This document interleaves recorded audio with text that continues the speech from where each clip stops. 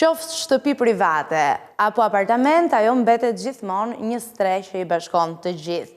Në fakt, në Shqipëri, shtëpia individuale mbetet ende në mod, me 64% të qytetarëve sipas statistikave të Instat, të cilët e kanë një të tillë. Ne do të flasim sot për një tjetër aspekt, për të bërë një ndarje mes shtëpisë private dhe apartamentit, se ku është më i thjeshtë arredimi, ku na kushton më shumë, cilën është më praktike ta mirëmbajmë. Dhe për të na ardhur në ndihmë lidhur me gjitha këto pyetje që ne shtrojmë, është pikërisht arkitektja Anila Hetoja. Mirëmëngjes, mirë se erdhe. Mirëmëngjes, mirë se gjeta, kënaqësi. Fakt dukshëm dhe i qartë tregohet edhe sipas statistikave të Instatit që 64% e familjeve shqiptare sipas censit të fundit gjithmonë jetojnë në shtëpi individuale. Është ky mentalitet apo është fakti që ne kemi trashëgimi nga të parët? Çfarë na tregon lidhur me mënyrën se si ne e shohim shtëpinë dhe hapësirën nga ana tjetër? Po, ne në fakt si shqiptare duam pjesën e ngrohtësisë shtëpisë, familjen, edhe karakterizohemi nga kjo. Duke qenë se nga statistikat që edhe unë kam shfletuar, i bie që janë përllogaritur edhe shtëpitë në për zonat rurale, të cilat janë të preferuara tani më për të gjithë njerëzit kush ka mundësi. Pra apartamentet më së shumti janë për familjet e reja, të cilët sapo kanë krijuar familjet e tyre sepse kostoja është më e lirë. Edhe ndërsa është një le të themi kategori personash të cilët duan që të jetojnë në provinca. Është një moshë relativisht, domethënë 50 dhe lart, të cilët duan atë qetësinë. Por të rinjt është e kundërta, duan atë zhurmën, duan atë shtëpitë në qendër mundësisht, dhe të arreduara sa më thjesht. Fakt unë Anila kujtoj një moment nga familjarët e mi, një përplasje brezash, teksa ne diskutonim për shtëpinë e re. Kishim një tokë, mamaja dhe babai insistonin që duhet ndërtonim aty. Ndërkohë nga ana tjetër, unë, motra dhe im vëlla insistonim që duhet merrnim një apartament. Por në qoftë se në fakt ju të rinj keni të drejtë në këtë prizëm, sepse është një kosto shumë më e madhe ekonomike, financiare që duhet të investosh në një shtëpi private, sepse shtëpia private përpos arredimit që ka kostot e veta, ka dhe kostot e mirëmbajtjes, të mirëmbajtjes si brenda ashtu edhe jashtë, flasim edhe për baçetë, dhe gjithashtu është mëse e ekspozuar për sa i përket klimës, pra që do thotë fasada është ekspozuar dhe që do njëherë në vit apo njëherë në 3-4 vite për tu mirëmbajtur. Pra deri në këtë pikë mund të themi që apartamenti kushton më pak në mirëmbajtje. Në mirëmbajtje po, për sa i përket kostove, përsa variojnë në zona që ti ke marrë, hapësira që ju keni marrë, kështu që janë të ndara gjëra, se mund gjesh edhe një tokë shumë mirë në periferi, mund ta ndërtosh vetë dhe kosto del aty ndoshta edhe me apartamentin. Por në se e gjitha është në varësi të hapësirës, sa hapësirë, pra çdo gjë përllogaritet në metër katror. Që do thotë është relative edhe pjesa e kostos, sepse mund të kesh një apartament shumë super të madh, por mund të kesh edhe një shtëpi shumë modeste, një shtëpi fshati apo e ndërtuar me dru në zonë malore, po themi, një shtëpi të dytë, nëse flasim për primarit, përsëri ajo ka kostet e veta, të cilat janë vërtet të kushtueshme. Duket sikur fytyrën në përfundim një apartamenti apo një shtëpi private ja jep arredimi, interiori. Pikërisht. Cila është tendenca aktuale? Po, tendencat në fakt në vite ndryshojnë, por gjithsesi prap vinë ke baza. Nëse tani jemi në fund vit, janë këto ngjyrat të cilat vinë përsëri trend që janë blu plus saks, janë ngjyrat e tokës gjithashtu. Arredimet vinë sa më të thjeshta, edhe kjo edhe në varësi të financës, se sa ti do të shpenzosh për një arredim, për një kuzhinë, për një sallon, pra, për një dom gjumi. Por e vim në ndihmë neve që tregojmë se cilat janë kostot, se zakonisht pjesa më e madhe ju rikthehen nga mungesa e mos informacionit, ndoshta edhe duke u munduar të kursejnë më shumë, kanë shpenzuar më shumë. Pra janë këto triket e vogla që janë vërtet bukura në arredim, por edhe ekonomike, sepse në fund të ditës ti arredon në bazë të hapësirës, të kostos që ke, pra janë të mirë menduara të gjitha, të paktën për 10 vite, kjo familje nuk ka nevojë të investojë, mund bëjnë disa ndryshime të vogla që janë të stinës, të kohës, tani që jemi në fund vit, këto arredimet e bukura që shtojmë dekorimet të festës. Kam parë që duke që jemi po përfitoj nga rasti, janë këto pemët cilat janë vetëm me drita këtë vit, vetëm me drita, pa këto gjërat zbukuruese edhe aksesorët të tjerë, ose në një linjë. Gjithmonë, për shembull në hotelet që kam dizenjuar, më marrin telefon tani në fund vit e thonë si ta bëj pemën. Më shkon kjo ngjyrë apo kush është trend tani, kështu që është shumë thelbësore ti përshtatemi ambientit, që nëse kemi një ambient modern, të bëjmë diçka sa më thjeshtë. Nëse jemi te klasikët, të rrim te klasikët. Kështu them edhe për sa i përket arredimit. Nëse kemi mos përdorim shumë materiale, çdo gjë që kemi hajde t'i vendosim në sallon, sidomos në sallon, i kushtoj më shumë vëmendje. Por të rinj tani kam vënë re që duan më shumë reati edhe për kujdes në dhomat e gjumit. Sidomos kur flasim, nëse flasim për dhomat e gjumit në shtëpi private. Duan atë ngrohjen, ta kenë, për shembull, nëse mund bëjmë një oxhak, më vërtet duket sikur ka kosto, por në shtëpi private nuk janë kosto të mëdha. Oxhak në dhomën e gjumit apo? Në dhomë të gjumit, por edhe në dhomën kryesore të sallonit, por që ngroja të shkojë deri tek dhoma e gjumit. Okej, pra kjo patjetër është edhe ekonomike, edhe ti ngrohesh me dru, mund bësh edhe stofa, me palete, kështu që janë edhe ekonomike. Pastaj nëse flasim për sustainable design, mund prollosh edhe vetë energji, cilat janë panelet diellore, cilat janë vërtet në fillim një kosto e madhe, por që i reziston kohës dhe ti prodhon vetë energji. Është një investim afatgjat kur bëhet fjalë pastaj për panelet diellore, sepse duhet ndonjëherë të shohim gjën përtej asaj që është, por çfarë mund na sjell në të ardhmen. Tani do doja të dija ndoshta një diferencë të vogël tek arredimi mes një shtëpie private dhe një apartamenti. E para kush është më e thjeshtë për ju si arkitekte që ta arredoni, dhe e dyta ku duhet të përqendrohemi tek detajet tek secila. Por më e thjeshtë është apartamenti, sepse ti ke gjërat e qarta.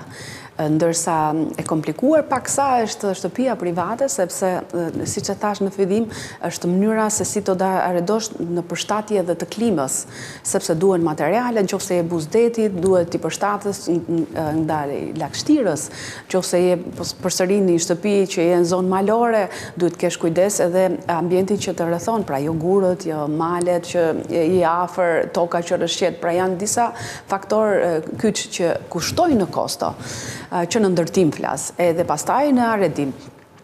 Por ngele mësoj fort kësaj që shtëpit private kushtojnë më shumë. Ndodë se ne jemi rritur me oxhak, dikur në fëmijët e gjyshrit kishim ato oxhak të thjeshtë edhe nuk kanë qenë kot, sepse kurseje edhe me dru, domethënë në përdorje ngroje familjen plus që është atë ngrohtë. Tani do më dëgjojnë ndonjë televizikues thotë shiko se ne mezi po mbyllim shportën e muajit edhe por ne këtu jemi për të një artist, një arkitekt, është e vështirë ta censurosh. Ne japim disa ide edhe në brenda mundësive mund krijosh ato oazin tënd të qetësisë. Sepse ka opsione të ndryshme. Ka opsione, mund bëjnë stufa që tham që kushtojnë më pak, apo sobat prej druri, janë rikthyer në modë. Edhe në bujtina që dizenjojmë, këto stufa gjëja e parë që edhe unë vetë po të shkoj me familjen, ka ndonjë stufë, ka ndonjë vend për të pjekur ndonjë gështenj, pra është rikthyer ajo tradita që kemi patur dikur, sepse ndoshta edhe ne si shqiptar kemi parë shumë, sepse nëse deri para viteve, domethënë 80-90 ishim të mbyllur, të izoluar, tani më kemi dalë, kemi parë, edhe shqiptarët janë shumë smart të zgjuar, edhe e kapin gjithmonë, e duan të bukurën, newsin e duan, menjëherë adaptohen, edhe kjo e shoh edhe jashtë kur emigrojnë, unë kam emigruar vetë, duam të jemi të parë, duam të marrin sa më shumë informacion, është kjo ndoshta mungesa e informacionit, dhe tani kanë shumë informacion, kanë parë shumë, dhe përsëri duan të kthehen në bazë.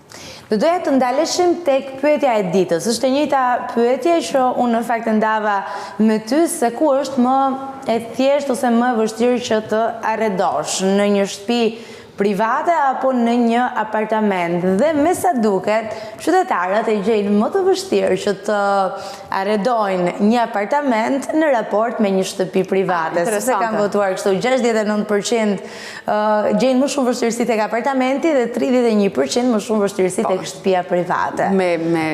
Unë e marr shumë seriozisht edhe këtë vlerësim. Por duhet them që është një vlerësim i njerëzve të thjeshtë dhe ne si profesionistë që merrem me këtë punë i kemi parë gjatë punës dhe duket në plan të parë si është më e thjeshtë, por është më e komplikuar. Sepse patjetër, ndoshta pjesa më e madhe e tyre i referohen hapësirës së një apartamenti, po ne po shkojmë drejt një stili të ri që është minimalizmi apo jo, Anila? Minimalizmi patjetër dhe këtë e theksova që edhe të rinë këtë duan, sa më thjesht, gjëra sa më praktike, me kosto sa më të lirë, kështu që është mëse normale. Pra shtëpia nuk mund të jetë më ai vendi ku ka aksesor të ndryshëm, të cilët nuk kanë funksionalitet, por gjithçka duhet jetë funksionale dhe domosdoshme për përdorim. Domosdoshme, aq më shumë, vetëm ngarkesë kanë vetëm familjet që kanë fëmijë, edhe aty, sepse kanë shumë materiale, duan shumë dollap, sidomos dollap për fëmijët, për lodrat. Këtu është big challenge, ose duhet kemi kujdes përveç arredimit, flas për fëmijët e vegjël, materiale që përdorim kundra alergjisë, lule që përdorim, bime që përdorim inside në brendësi. Pra janë shumë elementë të cilët ne i studiojmë pik për pik. Por kam parë që familjarë të rinj, çiftet e reja që kanë fëmijë të vegjël e duan apartamentin, se janë më të mbledhur. Edhe kanë të drejtë në fakt, se është më i ngrohtë, edhe është më, domethënë, investim më i shpejt, le të themi, arredim më i shpejt, edhe më i qëndrueshëm. Shtëpitë private duan një moshë më të madhe që edhe të kujdesen për ambientin e tyre. Se zakonisht ne edhe lulet që i mbajmë në balkonet tona, po nuk u kujdesëm qoftë edhe një moment të vetëm nuk i gjejmë më ditën tjetër. Imagjino ti jesh në shtëpi private që duhet të kesh edhe atë agrume që i ke mbjellur në atë tokën tënde, do të mbash apo do të mbjedhësh ca gjëra për të gatuar si ambisa për shembull, e duhet i mirëmbash, kështu që duan kohë, duan kosto, edhe siç e tham, një moshë më e madhe për ta. Që e ka kohën fizike edhe të shndroj aty edhe të kujdese. Do doja të më ndihmonte regjia me disa foto në mënyrë që të shohim pak disa arredime edhe të kemi ndonjë koment të shkurtër për secilin prej tyre. Sepse në fakt ngjyrat që janë tani, e the Anila, janë ngjyrat janë ngjyrat e tokës, kanë ardhur këto blue saks, edhe kështu që ikin vinë aty ngelen. Ngjyrat e perlës gjithashtu janë shumë të qëndrueshme, sepse sa më të vogël të jetë ambienti, aq më hapësirë më e madhe krijohet. Duke qenë se nëse kemi një hapësirë të vogël dhe vendosim ngjyra të rënda dhe shumë asortimente inside në brendësi, furniture, mobilje, normal që do ta mbyllësh. Pra kjo është gjëja e parë, që të krijojmë, le të themi, atë idenë e hapësirës, duhet të jemi tek ngjyrat më të lehta, jo tek ato që le të themi e mbyllin ambientin edhe krijojnë një lloj rrëmuje. Se është një rrëmuj për syrin goxha e pakëndshme. Goxha e pakëndshme. Prandaj ne përdorim gjithmonë këto trike që do thotë mbyllim dollapët, janë dyer, tani janë bërë edhe invizibile, të padukshme. Mund të krijojmë një dollap me librari që vendoset. Prandaj edhe teleshikuesit mendojnë që 62% sa ishte 64% që është më e lehtë. Por vërtet është një big challenge edhe apartamentet e vogla për ti arreduar, sepse një fjalë është e arredova, por ti duhet të jesh komode aty, duhet përshtatesh çdo gjë, gjithë familjen dhe duhet plotësosh gjithë kërkesat e gjithë familjes, qoftë edhe për kafshët shtëpiake. Sepse duhet menduar edhe kjo pjesë, patjetër. Dhe ç'është më e rëndësishmja, big challenge për ne është focus points. Ku do ti fokusohesh, sa të hapësh derën, çfarë ka diçka artistike që ti do vendosësh atje, që të mos lodhesh sa herë që futesh në shtëpi, pse e bëra këtë ose pse s'kam këtë. Pra akomodimi që unë mendoj, ne mendojmë që gjëja e parë që bëjmë është sa po hap derën ku vendosësh çelësat apo çadrën. Pra janë disa gjëra që duken të vogla, që duken shumë e thjeshtë, por që janë shumë të komplikuara. Pastaj ne kemi shumë kërkesa për dollap të fshehur, që të mos duken ato rrobat e kapucët sidomos, kështu që prandaj them që nuk është e lehtë. Një pyetje të fundit, Anila. Patjetër, kjo nuk mund të jetë përgjithësuese, se është nga eksperienca me klientët e tu, po sa shpesh i ndryshojmë ne interiorin e shtëpisë? Sa shpesh e bëjmë? Shiko, këshillat e mia janë këto, që ne dizenjojmë për një herë në 10 vite. Nëse do arredosh, dhe me thënë do ndryshosh disa element, mund të ndryshosh, që nuk ka një kosë, ku themi tapicerit, ndonjë perdë, diçka të tillë mund ta ndryshosh. Iniciativa zakonisht merret nga gruaja apo nga burri? Patjetër nga gruaja, edhe po të ka të drejtë, thash, ne zonjat kemi të drejtë. Kemi të drejtë se kemi syrin më kritik zakonisht me shtëpinë. Pikërisht, është tamam e zonja e shtëpisë, sepse ajo është më në brëndësi, le të themi. Shtëpia në pjesën më të madhe e gjen veten gruaja, ndërsa në pjesën më të madhe të meshkujve duan një studio edhe një dhomë gjumit të qetë, ndërsa është ajo gruaja e cila mirëmban shtëpinë me fëmijët, pra duam është ajo qenia e mëmësisë që bën të jetë më pranë shtëpisë, jo se nuk janë meshkujt, burrat. Edhe burrat ka që duan të gatuajnë, duan që të jenë të angazhuar, janë të angazhuar, pse jo, janë model, kështu që janë aty.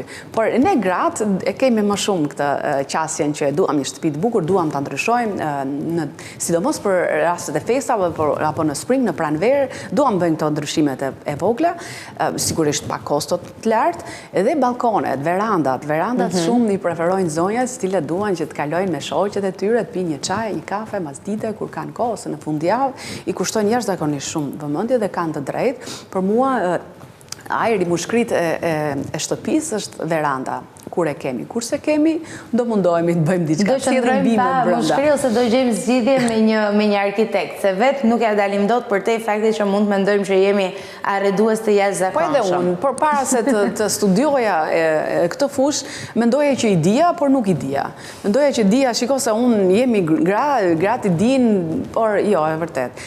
Tani që kam studiuar, e kuptoj sa bime kam bërë edhe unë arredimet e mia të shtëpisë. E fundit fare, një këshill për gjithë ata që janë duke vendosur pemën tani edhe duke bërë zbukurimet e vitit të ri. Çfarë të kenë parasysh? Atëherë të ruajnë balancin, të kujdesen shumë për ngjyrat, mos përdorin të gjitha ngjyrat e mundshme. Bëj gjithmonë këtë, bëni dallimin nga një vit në një vit tjetër, bëni seleksionimin, domethënë. Ricikloni sigurisht pemën, por për shembull këtë vit janë këto ngjyrat e ftohta, për shembull të anës dekorative, aksesoret. Mund ta bësh ose me të kuqe ose të gjithën me blu. Kjo klasikja, jeshilen me të kuqen, për fat keq është venitur pak. Ne shohim thjesht në ato vitet e filmat e viteve 80, 90, por tani janë pemë më moderne, më bashkohore, ose një pemë të thjesht me drita, mund të ishte shumë bukur, ose me këto, vetëm me të bardha, ose siç e tha, ose blu, do ishte bukur pra një nuancë dhe të përdoren këto forma geometrike për të vendosur këto anët, ose në mënyrë rrethore, jo vendosa, ose një gjë simbolike e bukur është që për familjet e reja që kanë fëmijë të vegjël të krijon këto zbukurimet me foto gjatë vitit. Edhe ajo është diçka simbolike dhe qëndron në kohë dhe është shumë e ngrohtë sepse është familja. Kështu që për ata që ende nuk e kanë zbukuruar dhe nuk e kanë ndezur dritat e pemës, besoj që i keni këshillat e duhura se si ta bëni të bukur po edhe praktike, që mos të përfundoni me ato topat e zbukurimeve të hedhura nëpër shtëpi që pastaj krijojnë rrëmuj goxha të madhe. Anila, unë falenderoj shumë për bisedën. Merci. Faleminderit dhe ju.